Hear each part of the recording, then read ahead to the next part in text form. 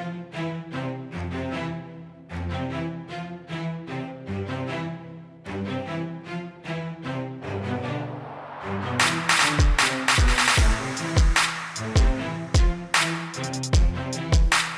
know, those goddamn millennials. Fucking Trump.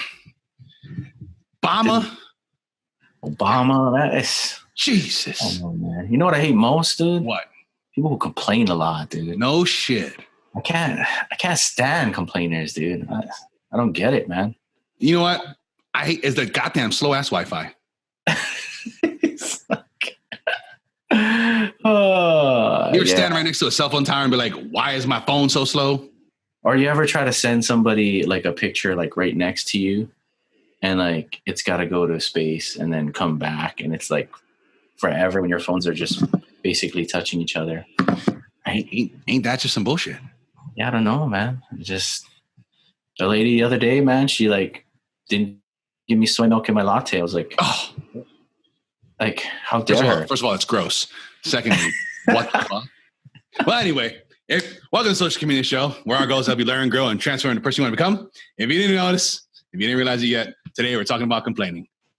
Yeah. Talking about complaining. I mean, there's just something about it in general. Complaints are generally negative. They just have this negative energy, and I'm not really sure people always notice it. But you know, have you ever walked into a room and like there's just like a bunch of people complaining about the same thing? You know, oh, Billy Joel, oh my gosh, if he does this one more time, it's this like one negative comment builds up on itself. And like, it was probably just started off with one person venting or, you know, talking about how angry or frustrated it was. And then like all of a sudden, like it snowballs into this conversation. It's like the end of the world. It's like, what happened? Yeah, it's so easy to just get stuck in that, like just jump in and like, whatever it is as humans, we just like negative shit. It's like next thing you know, you're like, hey, did we just spend an hour complaining? It's kind of true. It's like the Matrix. Yeah. No, Mr. Anderson. The Matrix was originally designed without flaws, but you humans rejected it. It's like, what? Why did we do this? What are you talking about? I ain't do shit. But I don't know. I guess I hear it. I've seen it a lot at my other jobs. Actually, most of the jobs I've had. And I just, the other day I was at the grocery store and like I heard the bag lady and the clerk like complaining about one of their coworkers. I was like, you're doing this and I'm right in front of you. Yeah. Like complaining about your coworker. Like I'm right here. Like, my goodness. Millennials, no. You know, it's not their fault, you know? I know. It's their lack of free will that get on that subject. But anyway. That one, go back to episode 45. Yeah. I don't know about that book, though. You might not want to read it. But anyway, that's just my opinion.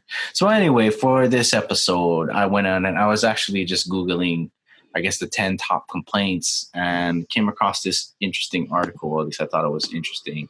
And it just popped up 16. I was like, I don't need 10. 16 sounds cool. But 16 things that people complain about way too often. And this is from Thought Catalog. We'll post the link up at the bottom of the show notes or whatever. So if you indulge to read the full article, please do so. But you know, we got something on this list here. So number one, you're talking about, you said at the beginning of the episode, like people complaining about slow but free Wi-Fi. Like that's hilarious. You know, it just kind of shows you how far we've come, I guess. Yeah, every time we raise our standards and raise it again and again. I mean, I do that too. I'll be sitting at home, I'll be working. I'm like, why is this taking so long to upload? And I'm like, I'll do a speed test. I'm like, what is this 300 megs down? Like, I paid for 1,000 megs, dude. Like, seriously? I paid for 1,000. And I just laughed to myself. I'd be like, this is now slow to me. It's just funny. Yeah, but remember, like we didn't even have internet back in the day. We had modem. We had dial-up. Oh yeah, I remember when I got my first computer. I built it. I got the 52K modem. My dad was so mad. He had a 14. He's like, And I log on. It's like, I'm like, oh my God, the page loads so fast. Yeah. Developing countries wouldn't accept that nowadays. But it's just like, the Wi-Fi is free. Like you're here because the Wi-Fi is free. Like, of course it's going to be slow. Right. Like, some generous person launched a satellite into space on your behalf. You're welcome. Still wasn't enough. Wasn't enough for you. $7 billion satellite orbiting the Earth in some magical freaking thing of science. And it's like, or if you're at that Starbucks, maybe you should just buy more coffee. They might upgrade that. Yeah. Who knows? Catch-22. Yeah. What are some other funny ones on here? 40-hour jobs. That's hilarious. Like, how lucky you are. Oh. Monday through Friday, 9 to 5. Oh, it's a travesty. I can't work that 5th day, man. I'm just gonna make it. Like, come on. I guess as somebody myself who works 12-hour shifts and often night shifts, like with a rotating schedule. Sometimes I start at 2, sometimes I start at 6, sometimes I start at 10 for 4 or 8 or 10 or 12 hours. Like my schedule's all over the place. Like, I don't know. I laugh at that. This is where we've come to. It's like, yes. So you don't have to plow the field so you guys have a bowl of corn for dinner. Oh, jeez. I know. I laugh at people, and it's like, I think whatever it was, at least 6 months, if not, it had to be longer. I can't confirm. I work 12-hour shifts 7 days a week, at least 6 months. I want to say it was close to like a year. Like the first day off I remember having was Thanksgiving Day. Yeah. Like, and it's just funny. I'd laugh and I'm like, if you only knew what you could endure, like this isn't that bad. Yeah. What other funny ones did this list have? Typos and grammars. Boy, I get a lot of the other end of those complaints. Oh yeah, you're the one that's like posting everything, right? It's like, oh, did you know? Did you know that's the wrong? You're welcome. Thanks. You're welcome. You spell it wrong on purpose. Oh yeah, I spelled it wrong. I'm sorry. It's just funny. I mean, I appreciate the feedback, but level of complaining necessary. Hey, dumb fuck! Like, don't you know how to use spell check? I know it's spelled correctly. It's just not used correctly. It's a grammatical error, not a spelling error. I have now invested in software to help me. Yeah, but at the same time, like, you have so many things you got to get out there and type. Like, to just sit there and correct every single thing. Yeah. Like, and the funny thing I see a lot is, to me, I'm reading it and it's correct. And then I'll come back 10 minutes later and be like, where did that error come from? Yeah. I read it 5 times correctly. Well, yeah, you're just so close to it, Yeah, right. It's not always fault. So, and you know what? Everybody's favorite day of the week, Monday. Oh, Mondays. You ever had somebody tell you, I got a case of the Mondays? I've never actually heard that. That's from Office Space, man. Okay. It's funny, dude. It's just like, you come to work and you don't have enough flair and your boss gets on you. See Brian over there. He's got 50 pieces of flair. You only have 20. It's like, You're slacking. And then, God forbid, though, you woke up in the morning. Oh, man. Like, ain't that shit?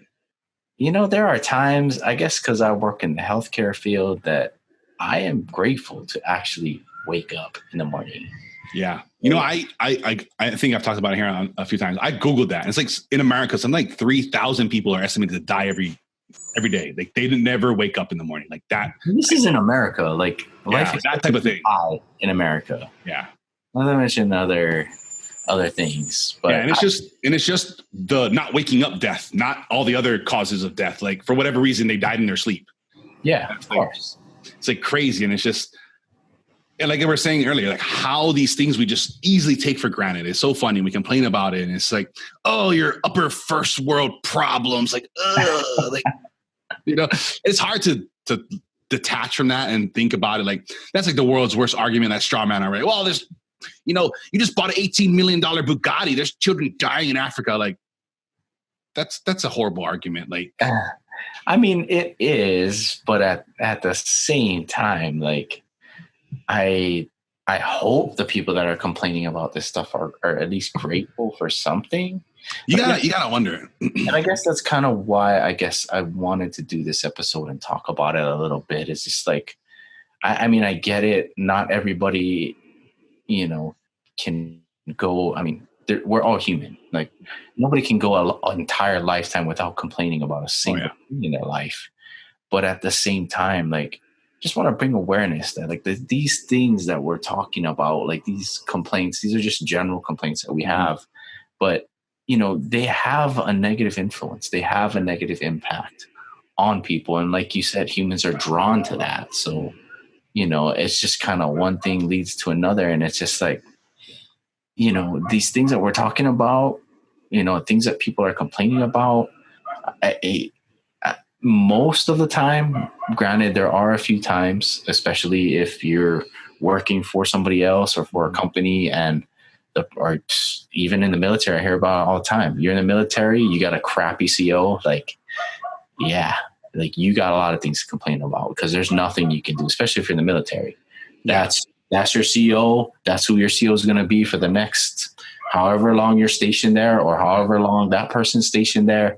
There ain't jack and squat you can do about it, believe me. Right. And like you're in a world of hurt if you cross that person because they can easily ruin your career. Like, especially the military. It's so easy to, inflated report or complain, whatever. and then next thing you know, you're sitting in front of some disciplinary commission and they're like, oh, so you're saying he's lying? It's like, it's so hard to, unfortunately, and that's the problem. It's like, you have to prove your innocence instead, you know what I mean? Instead, it's so hard. It's like, you're supposed to prove me guilty, not me prove myself innocent. Like this is wrong way around, but it's just what kind of happens and it's tough. And so I know we're joking and being lighthearted about this stuff. And it's probably sounds like stupid and funny, like, but I guarantee like these things we've joked about in the, beginning of this, like you've done probably today. Yeah. Or if not within the week. Yeah. And we're poking fun and we're making fun and these are complaints I know I've said and internally I do get pissed off on my Wi-Fi all the time and I just laugh, but it's something that happens and it's funny and it sounds stupid when we're saying it, but you're saying it and this is what you are sounding like and this is what you're doing and you're creating this feedback loop like Ransom was saying, and then you're walking in and you're now you're going to work because God forbid you sat in traffic in your car. Because you had to wake up because it was Monday. Right. And then you get to work and you're like already pissed off at all these things you have zero control over. Like you can't control the traffic. You can't control this stuff. You can only control what you're doing in that moment. And then you walk into the office and it's like, she's chipper. And, oh, good morning. How are you? Shut the fuck up. You know what I just got to go through to get here? And it's like, and then Sally's like, well, I was in a good mood until now. And then now everybody in your office just snowballs through, right? And then everybody has a shitty day because of one negative person. And we all experience that. We're having a good day, and whatever comes around, and you're like, oh damn, man, you know what? Yeah, and everybody gets stuck in that and just jumping on the bandwagon, and it's tough. But if we like where Grant's was saying, we can be aware of this. We can bring this up and recognize, like, am I really complaining about this? Like, it's just stupid. Yeah, and again, it's okay to get stuff off your chest. You're trying to vent. You just got to be mindful of that trap. Yeah. And then the horrible thing about negativity and complaining is like you can't kill evil with evil. Like, right. It's just you're gonna complain about somebody else complaining. Like, that just kind of repeats the process and loop. Yeah. Like, the only way to actually get rid of the negativity of complaining is to go on to something that's positive. Yeah. And I don't know. I mean, I think Tyson, you were talking about it the other day. It's like when you're stuck in that negative place and you have all this, all your mind is going to think about is the next complaint that comes versus a solution or versus something that's actually going to change your state of mind or something that can actually help you. You're focused, you are now focused on all of these negative things. And it started with something as simple as, oh, it's Monday. Or, like I was joking about, oh, that lady put milk in my coffee instead of soy. It's like, right. All right, like, okay, things happen. People are human. Like, this is the world that we live in, and you have to deal with that human element. Just, I just want people to be aware, like, don't let that drag you down. Don't let other people's negativity. You walk in a room, you hear a lot of people complaining, like, don't let that negativity get up in here and start messing with you. And now you're thinking about everything that's negative. Like, you can stop that. Just want to bring awareness to that.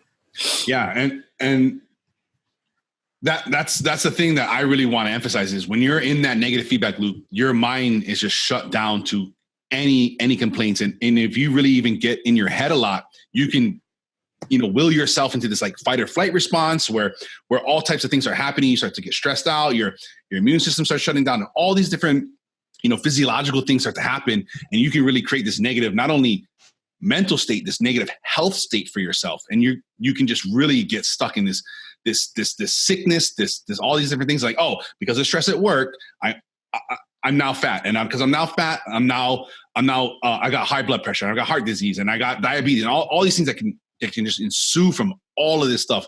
And when you learn to recognize it, like you heard us joking in the beginning, you probably think we're stupid and funny, and those things are, you guys are so facetious and stuff. And it's like, but these are real things. I know we've all heard it. We've all said it either to ourselves or others. Okay. I didn't come up with this list. This was an article at the top of Google. Yeah, right. These are the things that we just Googled real quick to like, what's happening now? What are people complaining about? And boom, there's people make lists of this shit. It's like crazy. I seen another list the other day of 8 books to read to keep yourself angry.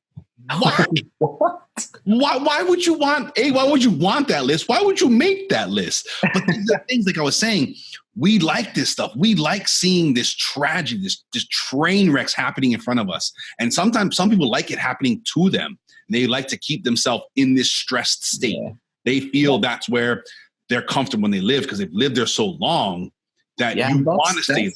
More than a negative feedback loop in itself. That's just kind of like when people create an expectation of what something is, and this can be your own personal image as to who you are. Like, you relate, you bring out that aura of suffering. You bring out, like, it's like, oh, Ransom, he's that guy. Like, you create this persona for yourself of what you have to be. And if you're not aware, just small little things like complaining, and like you said, it can spiral into bigger things. And now all of a sudden you are this negative person. Yeah. You are this negative force. And you've been this person for so long, you don't know how to be anything else. Yeah. Because as humans, we have habitual behavior. So this isn't a feedback loop anymore. This is actually who you really are. Yes. Which is kind of scary. Yeah, you start to just become this person. Like, this is who I am. This is where I thrive. This is, and it, again, it just comes out to in your head. These are all the things, in your head. Like we were joking around earlier and about it. And it's like, I heard this thing. It's like, yeah, Ransom, I know about this, but what about the real world? What about all these things in my head, that all these stories, they're not true. They're not based on any reality, but what about those? What about the real world? Like, and it's funny, and we can joke about it and make a joke about it, but this is what happens. We get in our head, and it's so easy to get trapped in there. And if you don't have techniques, you don't have an ability to recognize these things, it's very easy to just go down and stay there and become this person, and then identify as, I'm this kind of person. Like a job, like, think about when you meet new people and you're at a thing, it's like the thing that we identify with, like, oh, what do you do? That's your identifying thing. Like, I thrive on 16-hour work days and constant stress and constantly emails, and every ding and thing I've got to respond to. And I'm that person, and I identify as that, and I own that. And you continue to fight for these limitations. You continue to fight for these things. Guess what? You got to keep them. I like that. Yeah. Limitations. Like, yeah.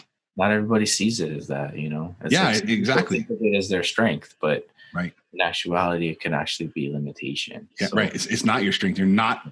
I mean, at first, you this fire, this anger, it gets you success. It gets you this thing, but there's no sustainability there.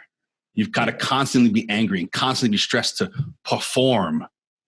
Yeah, and that's kind of, I guess that kind of, I don't know. I always like going back to the Avatar show, but anyway, it's a good show. It's by Nickelodeon. It's a cartoon. It's called Avatar: The Last Airbender. A lot of people have probably seen it, but there's a point when Aang, who's the Avatar, has to learn firebending, Mm-hmm. And one of his teachers at the time is Zuko is one of the characters there. I'm probably giving out spoilers if you watch the beginning. But anyway, Zuko is going through his own thing. And it's interesting because at the time that Zuko's trying to teach Aang how to firebend, Zuko always did firebending with rage. He was always angry at his father. He was always angry at the things in his life. And that's what fueled his fire, per se, right, for firebending. And now all of a sudden, when he's switching sides or whatever the case might be, like, he doesn't have this anger anymore because he's at peace. He knows what's right. He knows the right thing to do. So, like, his firebending skills are kind of weak. Like, it's interesting. It's like, what happened there? Like, he lost that rage. He lost that fire. And then it just, this conversation here just kind of brings it back. Like, he had to go through that process. And through that process, he was able to teach another person how to firebend by not using rage, which is kind of interesting. What a good little lesson for that. A lot of times these fictional books, shows and things, they have these hidden little messages and gems. They do. Yeah. They do. They definitely do. But, you know, and just kind of going on that light and transitioning to, you know, we talked about so much negative things in the first half of this episode, is like, this is a part where we can be that positive light. Like, it's okay to vent. It's okay to complain about things and just let go.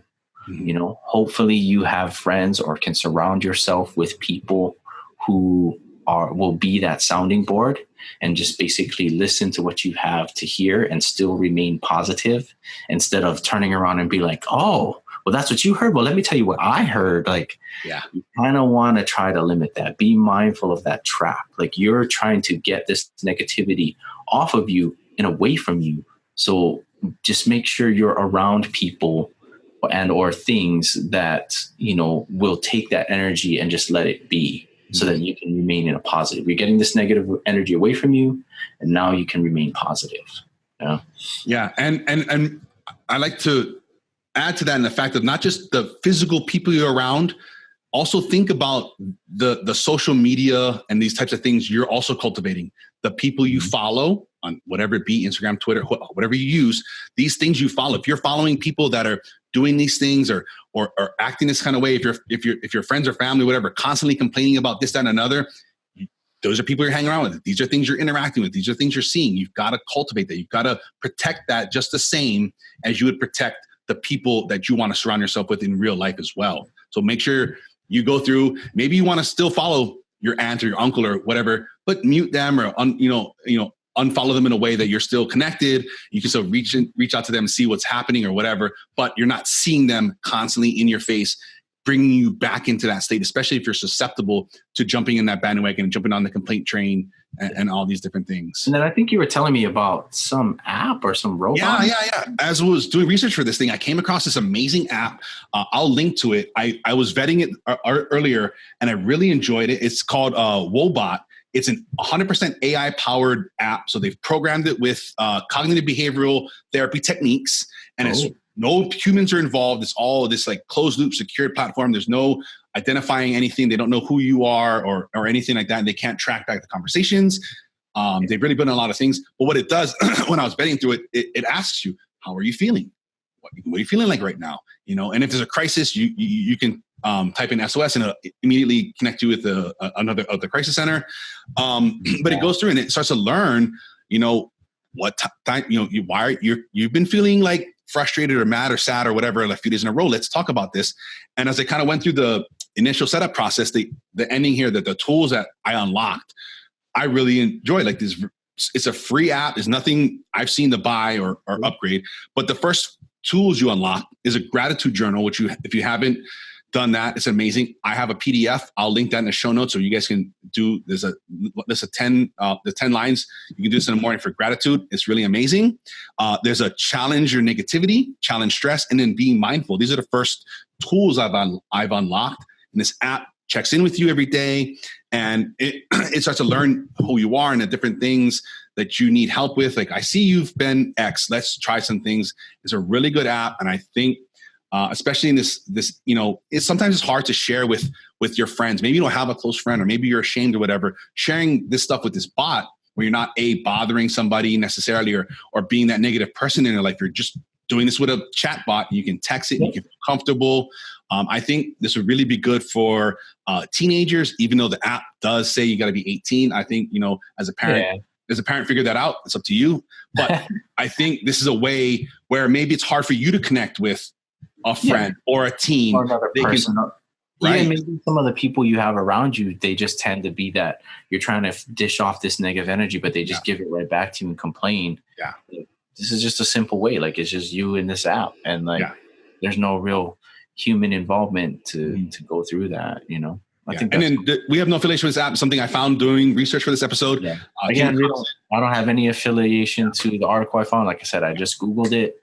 And I went for 10 things and it shit 16. I was like, let's check this out and see how it goes. And it's kind of how it goes. I will link to this app. There's an iOS and an Android version. I would encourage, if something you're struggling with or you want to learn more about techniques and stuff and different things to handle stuff in your life. So far, it's been a really interesting app. I really enjoy what they're doing. And I think this is an amazing direction. And I kind of wish I made it. Yeah, I know, right? Yeah, but cool. Again, getting back to the whole good thing and how we're trying to get off positive vibrations. So again, get things off your chest. Find a person, place, or an app that you can talk to that will just be a sounding board to stay positive. And again, as humans, we are drawn to this negativity. So sometimes when you have complaints about things, or sometimes when a situation doesn't go exactly the way you planned it, it makes for a good story, so you can kind of use your complaining or use that negative energy as part of the drama in your story, but at the end of the drama, like, make that story have a happy ending. Like, again, this is all about turning it, like, use that in to draw something and then come up with a funny joke or punchline, or come up with something that has like an amazing ending, or something that will spread a little positive light versus just all the negative, and then your story has a horrible ending. Like, just think about that when you go to the movies, right? Like, it's like you're going to go through all this drama, but at the end, the hero comes out okay, or the person in that story overcomes this thing. Like, nobody wants to watch a movie where you have all this drama and then the person dies at the end. It's like, you just wasted 2 hours of my life. I can't get that back. Like, And there's a thing, Nassim Taleb, if you guys are, ever read Black Swan or whatever, he has a thing called the narrative fallacy, where we link these different things together and stories together, and we create this narrative around stuff. And maybe they're unrelated or not, but you start to piece these together in your brain and you start to make up this thing. Like, you got to be aware of that. Like, the causation and correlation they're not necessarily linked together. You've got to understand, these things, may look like they're all, causation, but there's no correlation between them. You got to understand and watch this narrative you're building within your head and trying to link. I got into a car accident 6 years ago, which is why my job sucks now, and they're not related at all, but you've linked this story together. Be careful about that, and learn these techniques, learn different things of recognizing. I think meditation is a great way to start to recognize some of these things you're doing and catching yourself and saying, oh, wait, what am I doing right now? Hold on. Is this my free will talking? Or is it? Is it the mosquito's free will? Is it the malaria's free will? Anyway. But yeah, no, and that's good. And, another positive thing about this, if you find yourself complaining about a person, or maybe say complaining about your job too much, like, if you're just complaining about the same thing, just kind of take note of that and be like, I was complaining about this yesterday. It's like, in fact, now that I think about it, I've been complaining about this for 3 months now. Like, maybe you should take that as a sign, like, it's time to leave. Like, I always like complaining if it builds enough frustration and anger that commits to action. Like, I love that. Like, you build that fire up and, like, you know what? I've been complaining about this for far too long. Today's the last straw. You know what I mean? It's time to leave. I'm gonna take action, and I'm gonna do something today about it. Like, time to take action for sure. I mean, if you guys haven't seen the episode or read the book or whatever, the 4 Tendencies, I think it was episode 10 or 11. And it talks about, maybe you're in some type of rebellious state. Like, most people are obligers. You're probably in some type of obliger rebellion. That's something you might want to look into, and getting frustrated with things at work that maybe never bothered you before, and you love being there, and suddenly you don't want to be there anymore. You may be in some type of rebellious state within your mind. Investigate that. Like Ransom was saying, you're like, oh man, like, I used to love coming here. Like, why do I hate it all of a sudden? There's an underlying something, whatever it is, whether it's at work, whether it's at home, maybe you're having whatever, identify that, and you can start to come up with, solutions, whatever, whether it be therapy, whether it be maybe a good workout or a nice walk or something that you need to do to kind of calibrate and figure out what is this you're stuck in. Yeah.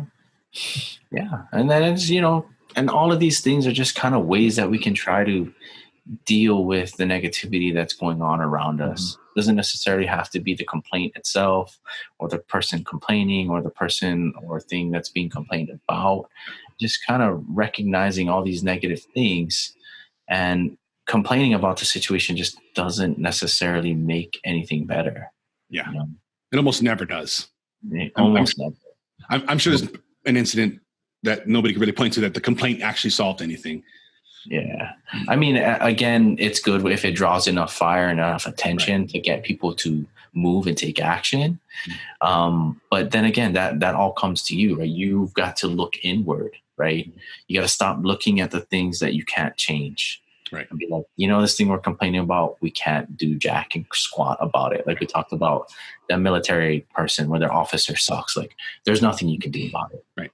You have to look inward and look at the things that you can change. For the person that's in that situation where you got a crappy boss, it's like, how can I be a better person? How can I be a better employee? How can I take this to another level? And by doing that, that's going to make me more marketable. I can get another job, or maybe I can take my manager's job, or, there's so many possible things that you can do.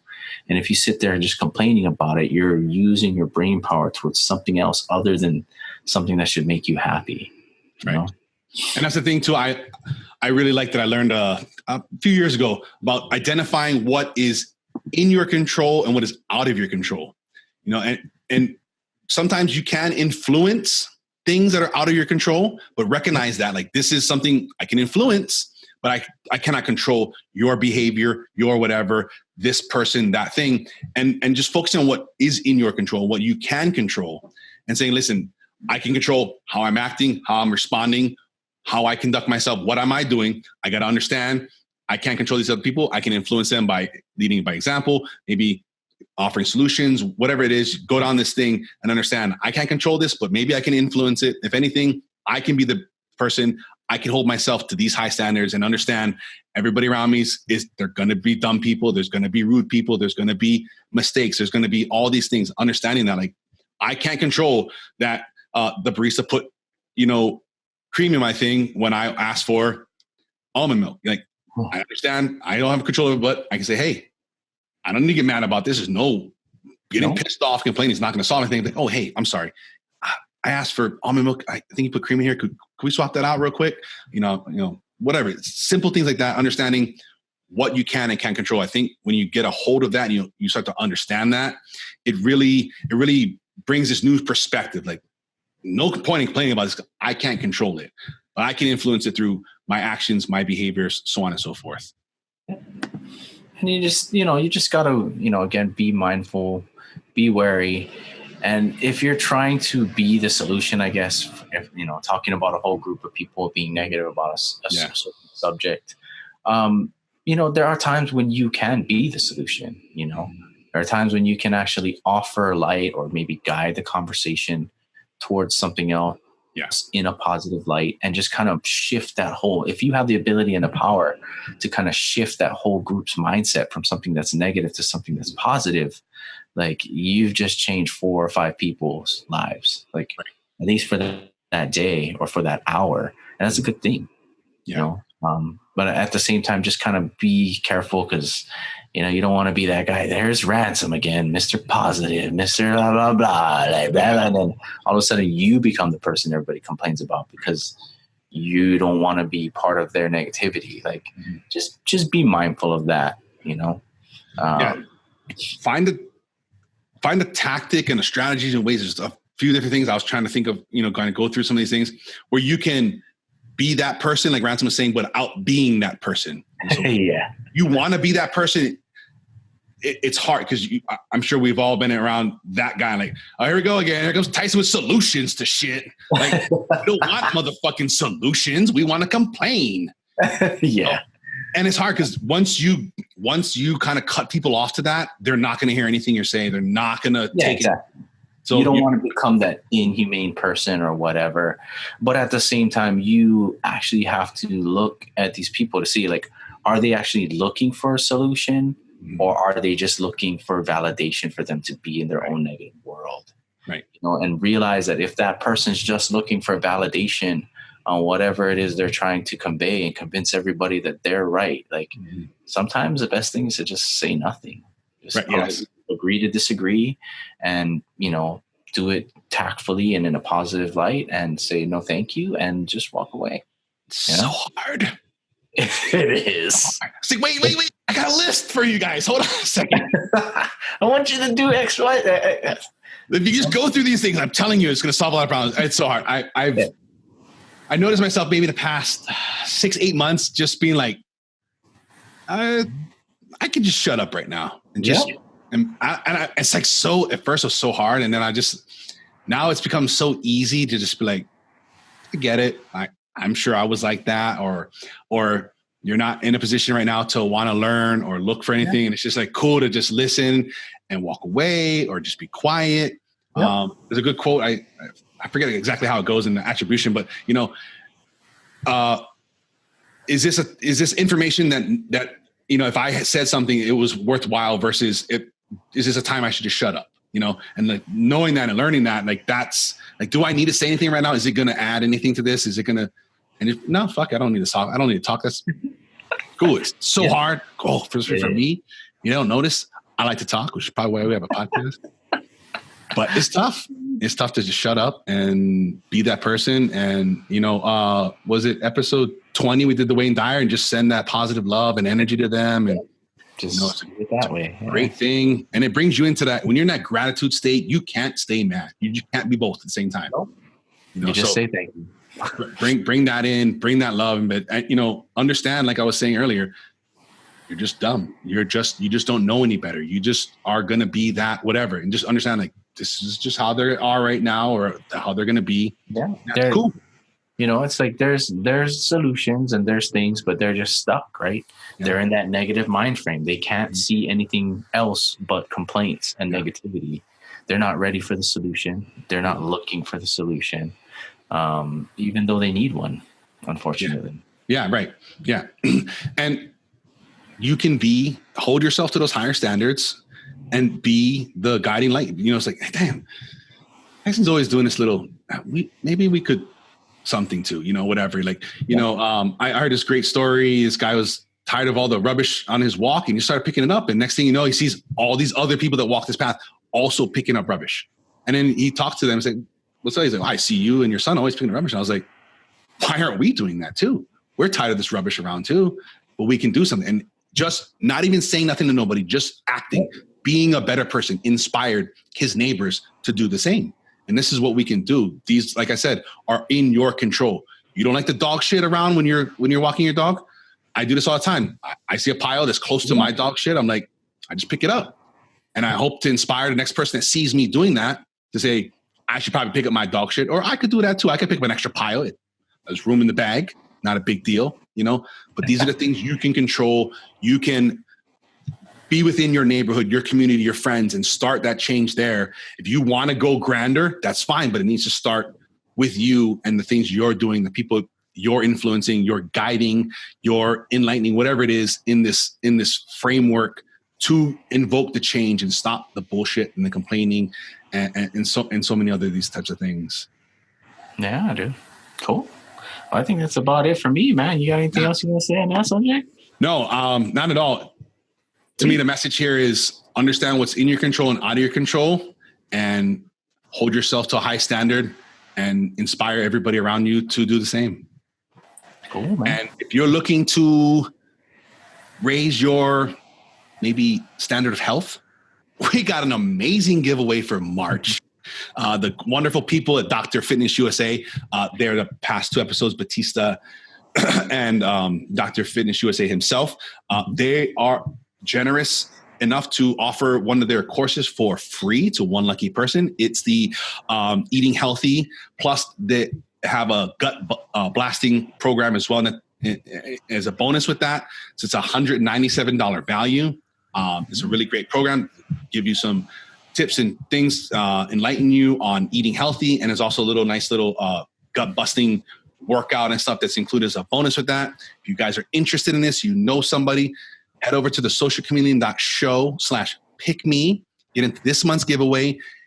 It's March. We've got plenty of time. If you want that summer bod, you want to be healthier, you want to reinvigorate your New Year's resolutions that you've already quit. Like, this is an opportunity. These people are amazingly generous. They're offering this $200 program for free to one lucky person. Be that person. And if you're not able, you don't want to take your chances, the link is going to be there as well. You can just go head over and you can just get your hands on it now. Like I said, socialchameleon.show/pick-me. And get entered to win this month's giveaway. Some links and books and stuff that we've kind of come up with to help you along this way. Like we talked about, we'll link to that article. Identify these things and stop. It's fucking hard. Stop. It starts if you can just hit 16 days, hey, take 16 weeks. I'm not going to do number one anymore. I'm not going to complain about free, privileged Wi-Fi connectivity. Yeah. Next one, I'm not going to complain that I have a car and I can sit in the In-N-Out Burger drive-thru and pay for ridiculously overpriced delicious hamburger. Delicious. It's okay. And just start. Even if it takes you 16 weeks, you imagine the person you're going to be come the holidays and I don't complain about none of that shit no more. You're just going to level up. These little things all day long. If you want to talk to somebody and you don't want to bother your friends, or your friends are tired of hearing your shit, or maybe you just want to feel safe and secure way with link to that Wobot that you can talk with. It's like I said, it's free as far as I've seen. Also, another way, especially if you're a leader or you want to be a leader in a leadership position, Extreme Ownership, and then the follow-up to that, The Economy of Leadership. I think they're great books on taking that ownership of these things, taking control of what you can and can't control, understanding what you can and can't influence, being able to detach and look at situations and step back. And a lot of these different techniques, Jocko Willink and Leif Babin, former Navy SEAL commander and team members, wrote these books. I think they're really good. Yeah. I learned a lot of great techniques and things that have helped me through the reading Stoic philosophy, and then also through the Daily Stoic and the Daily Stoic Journal. Also through meditation, and I really like the Waking Up app. Also, Headspace and Calm are great apps to help you meditate in a way and be able to recognize these different things. I'll link to all these things. I think they're great resources. Start with 1, 2, and add these into your life, and you're really going to see the change. Yeah. Anything else, Ransom, that I think we kind of knocked all those resources? Yeah, we got a lot of resources on that. So I think we're good, man. So. And then this week's challenge, stop your fucking complaining. 24 hours. That's it. Just do 24 hours. You're going to sleep for 6 to 8 of those. Just try it. Just do it one time. I guarantee you. One time for one time. Your quality of life will improve dramatically. Yeah. You will start to recognize all the dumb shit you're complaining about. Give it 24 hours. Yeah, definitely. And there's final thoughts, is just be aware of your mindset behind your complaints. Yeah. Are they helping you? Are they putting you into a negative state of mind continuously? Yeah. Stop letting the things in life you complain about control your thoughts and your actions. Resist that instinctive reflex to just complain about something, and in turn, try to find a better solution. You have control of your life. And I say, hey, we're not perfect, Ransom. All right, we're constantly trying not to complain and recognize these things. And if you know others fighting this and or complaining, share this with them. We really hope this can help. This is the best way to support the show is liking it, sharing it, allowing it to get out there and reach more people. Leaving a review also helps bring us up into the recommendations. In between shows, you can connect with us on our complaint-free social media accounts at the Social Chameleon Show on Facebook, Instagram, and Twitter. If you'd like, you can subscribe on YouTube for the video version, also in your favorite podcast app. For past episodes and links to everything we talk about here today, you can visit socialchameleon.show. And until next time, stop the complaining, look for solutions, and keep learning and growing and transforming to the complaint-free person you want to become.